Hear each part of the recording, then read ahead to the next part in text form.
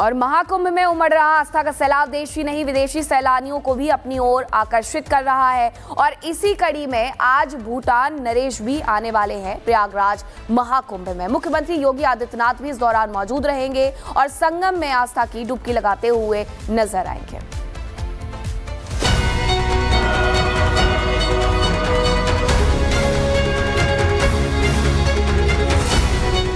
महाकुंभ में उमड़ा आस्था का सैलाब।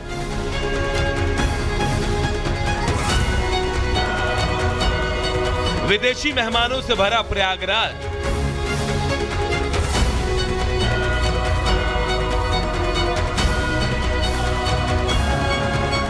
आज भूटान नरेश लगाएंगे आस्था की डुबकी। त्रिवेणी संगम में आस्था का सैलाब उमड़ पड़ा है। हर तरफ सनातनियों की जय जयकार के नारे गूंज रहे हैं। प्रयागराज की सड़कें, गलियां सब आस्था की डुबकी लगाने वालों से पटा पड़ा है। इस अलौकिक और अद्भुत संयोग में हर कोई त्रिवेणी में डुबकी लगाकर खुद को सौभाग्यशाली बनाना चाहता है। आंकड़ों की माने तो अब तक 35 करोड़ से ज्यादा लोगों ने महाकुंभ में डुबकी लगा ली है और यह आंकड़ा आने वाले दिनों में और बढ़ने वाला है। न सिर्फ देश बल्कि देश के बाहर विदेशों में भी महाकुंभ का जबरदस्त क्रेज है। तभी तो लाखों विदेशी श्रद्धालुओं के साथ साथ सभी देशों के एम्बेसडर ने भी आस्था की डुबकी लगाई। इसी कड़ी में आज भूटान नरेश जिग्मे खेसर नामग्याल वांगचुक भी प्रयागराज में आस्था की डुबकी लगाने वाले हैं। भूटान नरेश कल ही लखनऊ पहुंच चुके हैं। आज योगी आदित्यनाथ खुद उन्हें अपने साथ प्रयागराज लेकर आएंगे और महाकुंभ की महिमा बताएंगे। इसके बाद भूटान नरेश और योगी यहां होने वाले कई कार्यक्रमों में शामिल होंगे।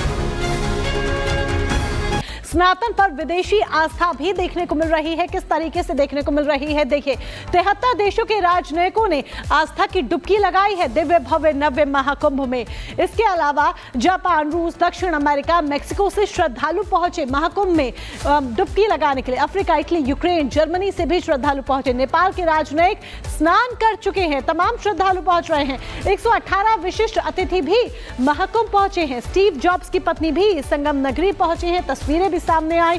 भूटान नरेश भी महाकुंभ पहुंचे। जापान के राजदूत भी आएंगे आने वाले वक्त में, क्योंकि महाकुंभ अभी बेहद लंबा और ऐसे में जापान के राजदूत भी पहुंचेंगे।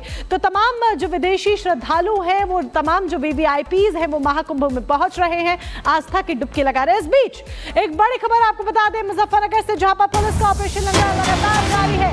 गैंगरेप और हत्या के आरोपी को मुठभेड़ में पकड़ा गया है। घायल हुआ है बदमाश के पैर में गोली लगी है, उसके बाद उसे गिरफ्तार कर लिया गया। तो उत्तर प्रदेश की पुलिस लगातार ऑपरेशन लंगड़ा के तहत कार्रवाई को अंजाम दे रही है और बदमाशों को लंगड़ा कर पकड़ रही है। यानी कि अगर अपराध किया तो बच नहीं पाओगे और उत्तर प्रदेश पुलिस आपको बख्शने वाली नहीं है। क्या अंजाम होगा उसकी बानगी मुजफ्फरनगर में भी देखने को मिली है। और वो इस इलाके में अपना निजी काम संभालते थे। साल 2025 में कश्मीर घाटी में हुआ यह पहला आतंकी हमला है। घटना के बाद पूरे इलाके में सुरक्षा व्यवस्था हाई अलर्ट कर दी गई है। Bureau report, Republic Bharat. और घाटी में जो आतंकी साजिश रची जा रही है, वो किस तरीके से रची जा रही है और कैसे इसका खुलासा हो रहा है, आपको बताते हैं कि आखिरकार इस साजिश के पीछे क्या कुछ और कौन लोग हैं। आतंक के खिलाफ अभियान 2024 में जम्मू में 14 विदेशी आतंकी मारे गए थे। ये वो आंकड़े हैं जो बताते हैं कि किस तरीके से घाटी से आतंक के खिलाफ अभियान चल रहा है। 13 आतंकी मॉड्यूल का भंडाफोड़ अभी तक किया जा चुका है और राष्ट्र विरोधी गतिविधियों में शामिल होने के आरोप में 827 लोगों के खिलाफ कार्रवाई भी की गई है। वहां पर कार्रवाई करते हुए कई लोगों पर शिकंजा कसा गया है। 30 जनवरी को घुसपैठ करते हुए 2 आतंकवादी मारे गए थे। 19 दिसंबर को कुलगाम में 5 आतंकी मारे गए थे और घाटी में ऑपरेशन ऑल आउट इसी तरीके से लगातार जारी है ताकि वहां से एक एक आतंकी को हटाया जा सके, मार गिराया जा सके। और अभी भी ऑपरेशन ऑल आउट के तहत वहां पर काम चल रहा है। अब बात पंजाब की कर लेते हैं, जहां पंजाब में थानों के बाहर बम धमाकों का सिलसिला थमने का नाम नहीं ले रहा है। अमृतसर के एक थाने में फिर से धमाके की खबर सामने आई है। हालांकि पुलिस ने धमाके के पीछे किसी भी साजिश से इनकार कर दिया है। फिलहाल धमाके की जांच चल रही है।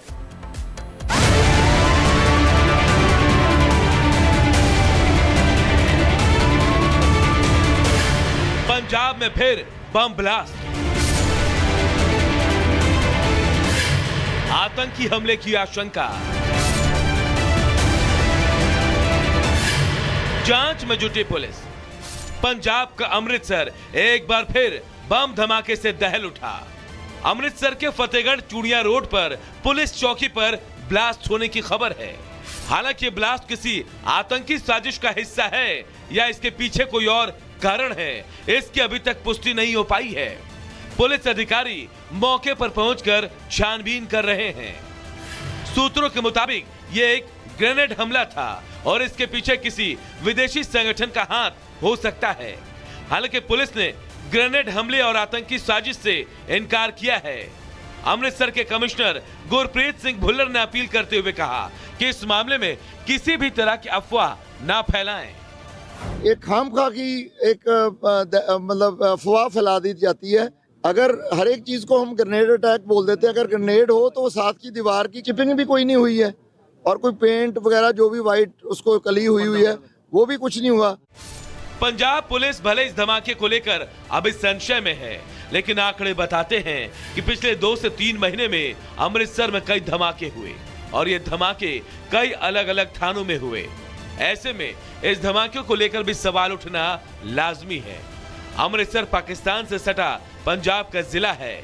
ऐसे में यहाँ लगातार हो रहे बम धमाके किसी बड़े खतरे की चेतावनी भी हो सकती है।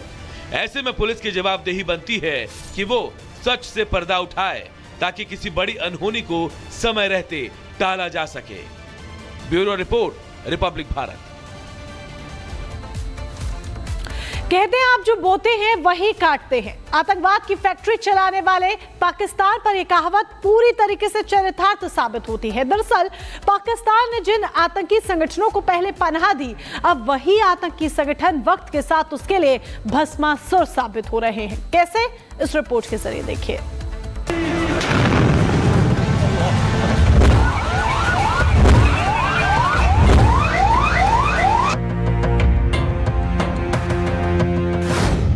अपने ही जाल में फंसा पाकिस्तान, पाकिस्तान के गले की फांस बना आतंकवाद। आतंक का सरपरस्त, आतंकियों का पनाहगार पाकिस्तान अब खुद अपने ही जाल में फंसता नजर आ रहा है। दूसरे देशों में आतंक फैलाने के लिए आतंकियों को पालने वाला पाकिस्तान अब खुद आतंकियों से परेशान है। लगातार हो रहे आतंकी हमले ने पाकिस्तान की कमर तोड़कर रख दी है।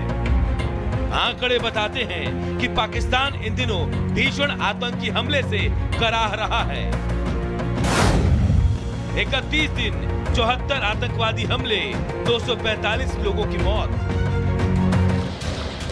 ये वो आंकड़े हैं जो पाकिस्तान में लगातार बढ़ रहे आतंकी हमले की चीख चीख कर गवाही दे रहे हैं। यहाँ जनवरी 2025 में आतंकवादी हमले तेजी से बढ़े और ये पिछले महीने की तुलना में 42% ज्यादा है। Pakistani institute for conflict and security studies के आंकड़ों के मुताबिक जनवरी 2025 में पाकिस्तान में कम से कम 74 आतंकवादी हमले में 245 लोगों की मौत हुई, जिनमें 35 सुरक्षाकर्मी, 20 नागरिक और 36 आतंकवादी शामिल हैं। वहीं 117 घायलों की सूची में सुरक्षा बल के 53 जवान, 54 नागरिक और 10 आतंकवादी शामिल हैं।